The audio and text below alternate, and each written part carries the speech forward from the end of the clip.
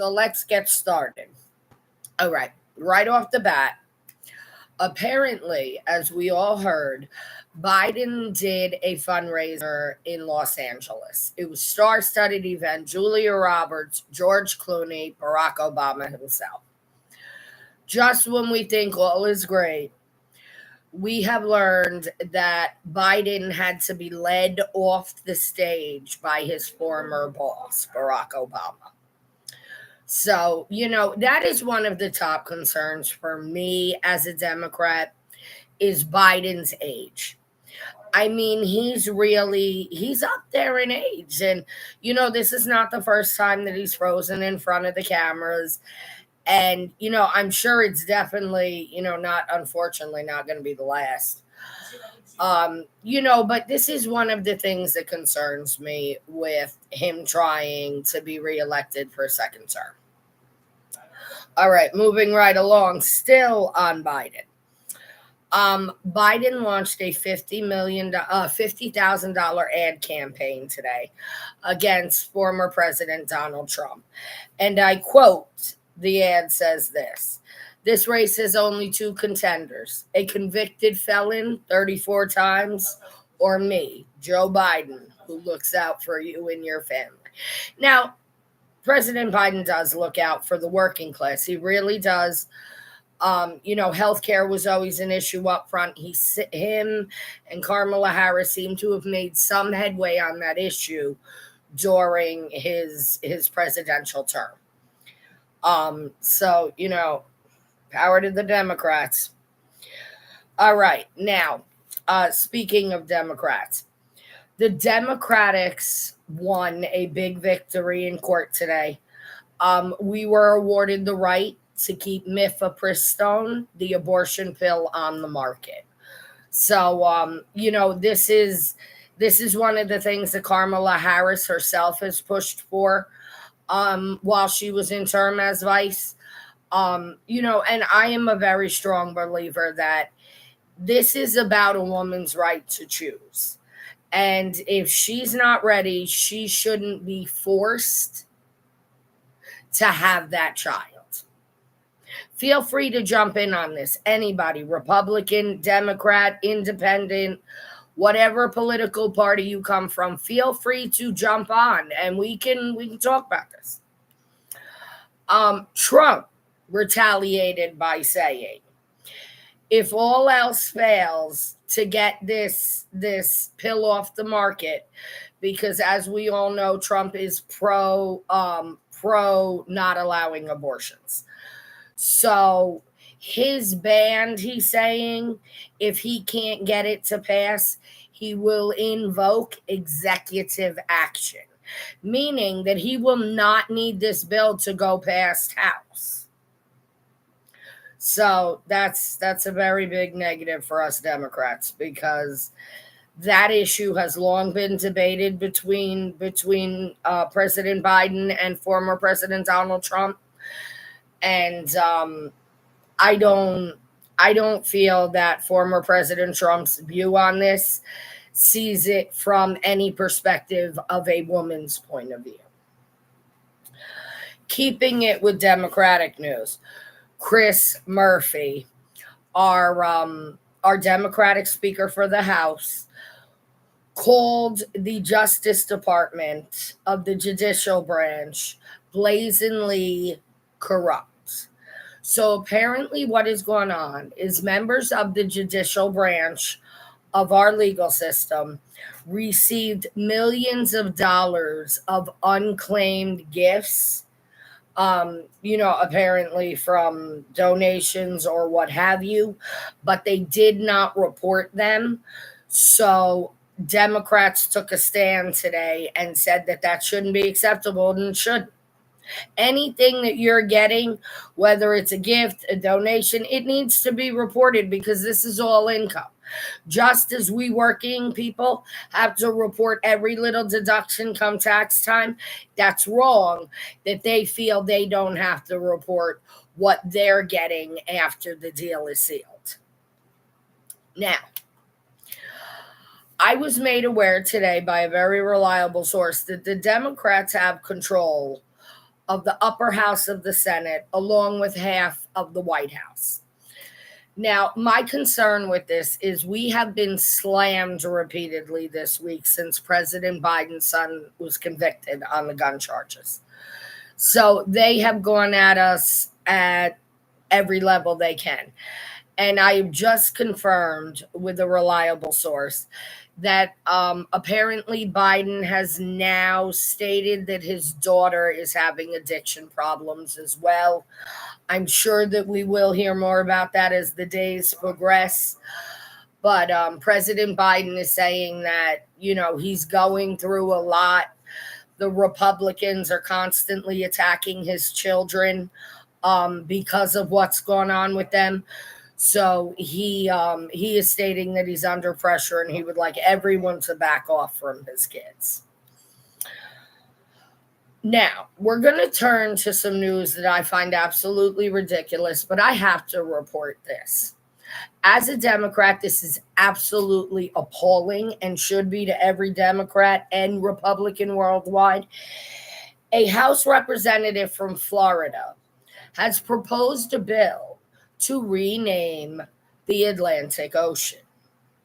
They would now like to name it Donald J. Trump's Executive Waterway. I'm going to give y'all a minute to let that sink in. We're going to rename an ocean that has had the same name since before the beginning of man. And we're going to name it Donald J. Trump's Executive Waterway. Please jump in on this issue, please. If because this is woo. Out of all things ridiculous, this is the most ridiculous thing I have read today. I mean, the audacity that they have to rename something that was named like 7,000 years ago is a little crazy to me. Moving right along. A former aide to ex-President Donald Trump says that Trump spoke openly about executing him while he was in office. I'm going to repeat that again.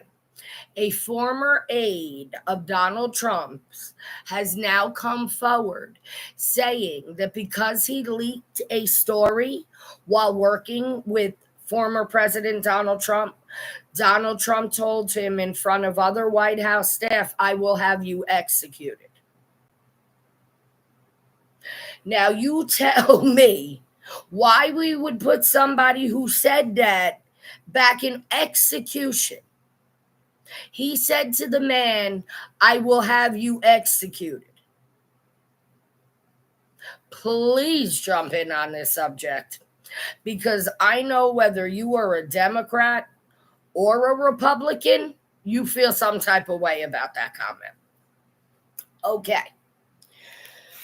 So, apparently, the White House staffer's name is Alyssa F. Grant. And apparently, she leaked part of a story to a reporter.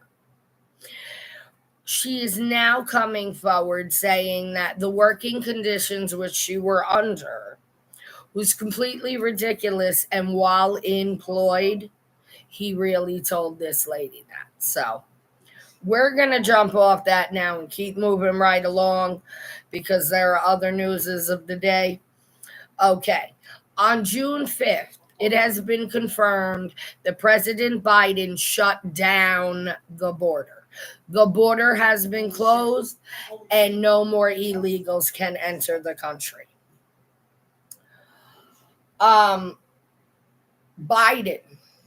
sticking with Biden, at the G7 summit in Italy, another low blow for our president, but the Prime Minister of Italy had to grab him by the hand as he wandered off like he did not know where he was. And amidst all that has been going on with the Democrats and everything that has been happening to us in the House, in the Senate, in the White House, now this. I mean, and this is the second incident in under a week of our president wandering off aimlessly. Again, I'm concerned as a Democrat. I'm concerned, and I'm not saying that he doesn't run this country right. He does. But at that age, to the point where people have to re-guide you back to where you were because you have no idea, I'm not sure that I'm really confident that that is that is our only choice, to put a Democrat in the House. Now, moving right along back to Trump. Trump is set to have a historical black vote after his walk through the hood in Detroit.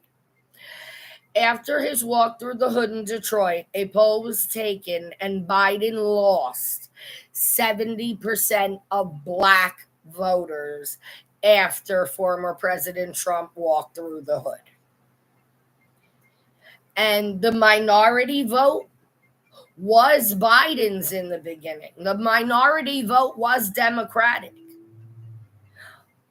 But unfortunately, now that former President Trump has walked through the hood, he did pull a lot of swing votes.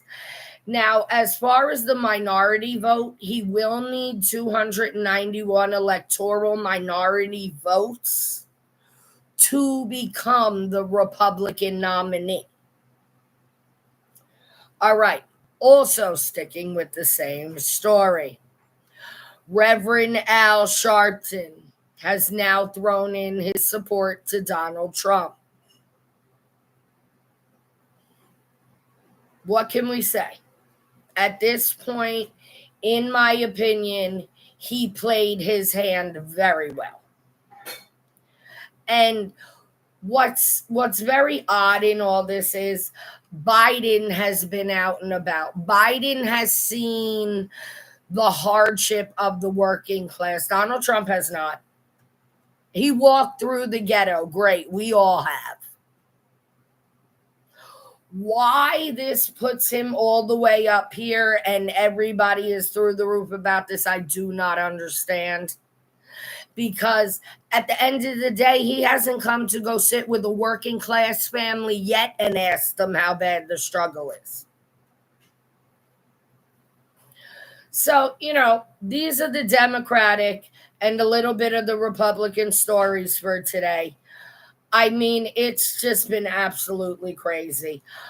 I will log back on tomorrow with another update of the Democratic top stories. Thank you for joining. This is Lady Democrat signing off.